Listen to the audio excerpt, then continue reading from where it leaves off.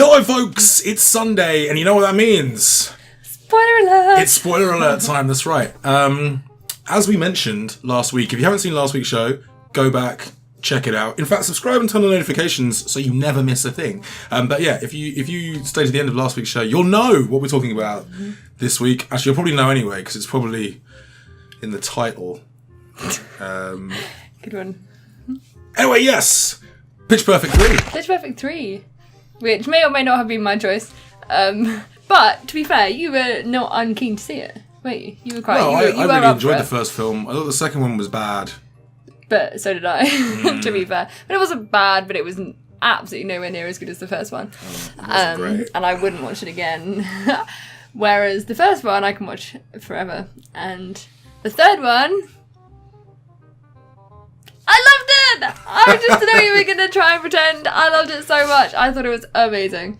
It was really, really good fun. Should we do some thumbs? I mean, I've just given it all away. But yeah. I mean, we loved it. It was great. So one thing that film 2 did really badly that this one managed to do really well was that it was both silly and funny. Like, they turned the ridiculousness up to 11. They like the writers knew it's a paint by numbers film. Like, it's a comedy by numbers film, but they have fun with that. They take the piss out of that. And I think they subvert that really, really well throughout. Like, it just made me laugh out loud a lot. It did. It really did.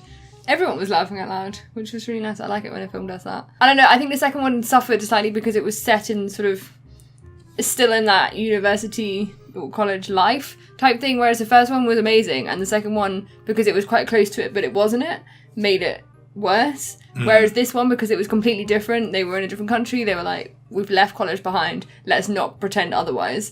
And the whole point of it was that was over their previous lives, and they were moving on, and they were struggling, sort of, some of them, in that transition to proper adulthood. And they embraced that, and then, I don't know, enjoyed their failures, and then by the end, sort of things were looking up, and they were having job offers, or, whatever. So I think it was good. It sort of took it to the next level and didn't try and hold on. I mean, there were references to like funny lines from the previous films, whatever, which I thought was nice, and it was hilarious. But it didn't try and cling on to it. That's one of the things that I think. Yeah, I think that was really good about this film. Like, I agree with you a lot. Like, this film knew what it was and knew what like people expected it to be, but then also had fun with that. So I think the difficult second album syndrome really kicked in with film 2, because it's like, well, do we just rehash what we've done? Yeah. Or do we try and break away and do something new? And in the end, they were sort of hamstring that, and they basically tried to rehash it, and it didn't really come off because the first film was so fresh and surprising and great. Yeah. And the second one was just kind of like this just pretty mediocre shadow of the first. And this one, they were like, okay, so we have this formula. Like, it's going to be a formula. Like, we're going to have fun with it. And this is the part where this happens. And there's a competition. There's got to be a competition or something. And they made fun of that themselves. Yeah. And it was, I will say this, like, they've all got great comic timing. And I think it was perfectly pitched. No one was like too much. I do think that if you're not a Rebel Wilson fan, you're not going to enjoy this film so much. No. But I thought she was great. I thought she was a lot better. Like, in the second film, she did annoy me, and her and Bumper, their relationship really annoyed me. Yeah, and like, because it's sort of, I don't know. Why did they got rid of the guys? And I mean, I was sad for a minute about Jesse, because I was like, oh, maybe he's going to come back. And then, to be honest, I was like, no, I think it was part of the whole moving on thing. Yeah. It really worked. It would have made less sense for them to have been there. Yeah, no, I think so. But I think Amy was a lot less annoying when she was just by herself, and she had her like father-daughter story, which John Lithgow is amazing. He's so good. He hams it up a tree in the weirdest accent. Like, because we watched him in The Crown doing a fantastic Churchill, and then watched him do this very strange Australian accent. It was all pretty odd. But I thought that, like, I think Rebel Wilson was far less irritating. Like, I found her really funny. I really laugh out loud really funny. She and acted they really made the most of her in this. Yeah. Anna Kendrick was on form, as always. I think she's just so great. And you said, like you made a really good point that she finally gets a nice chance to, her character gets a nice chance to kind of shine. Yeah. But she embraces the group thing and doesn't leave them completely behind, and I quite like that. Yeah. But I could have done with more solo Anna, because I think she's fantastic.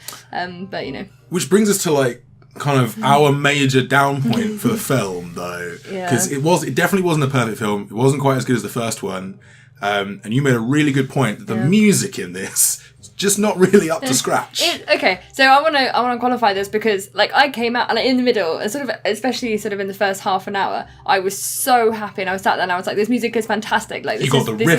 The riff off was so good, and because they were riffing off with other bands that were not a cappella at all, and it was like, oh, hang on, wait, are we inferior because we don't have instruments? And then they toyed with that. Should we bring instruments in? And then they're like, no, I can't believe you'd even say that. Like obviously this is us in our mouths. This is what we do.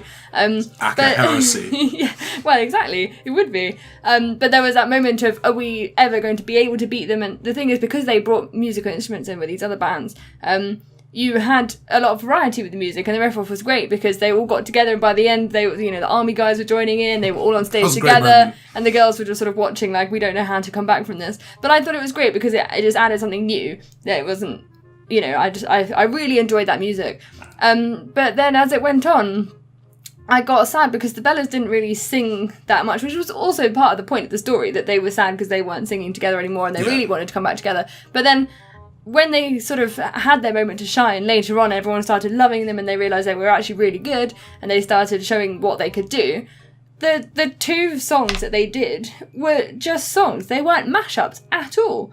They were just one song. They were nicely arranged, but they weren't jaw-droppingly good like we've seen in the past. Like the finale of film 1 is just the best thing, like choreography-wise and like arrangement-wise. It's just fantastic. Like it gives me like chills down my spine when I watch it now, and I watch it fairly regularly on YouTube because I think it's brilliant. Like, and I love the soundtrack. Like I really do. I have it on Spotify. Like also quite often. Like I just think it's just done so well, and they all really.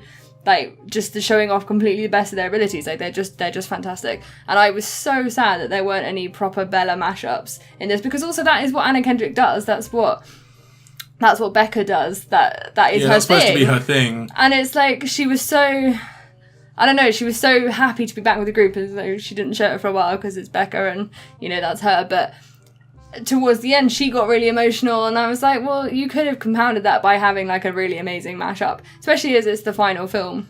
It's the end now. I just thought you could have gone out on a really good mashup. But but the music was still great, and they did a really good job. But that was just my my slight downside. I completely agree as well. Like, I think the music was just, it felt a little bit flat for me. There weren't too many killer tracks in it, apart from the sort of the toxic the toxic performance that kind of distracts like this amazing action film finale. To be fair, toxic performance was good. Side note, I think Rebel Wilson has a real opportunity for a kick-ass comedy action film down the line. Like, there's a sequence where she's kicking ass and taking names, and it's great.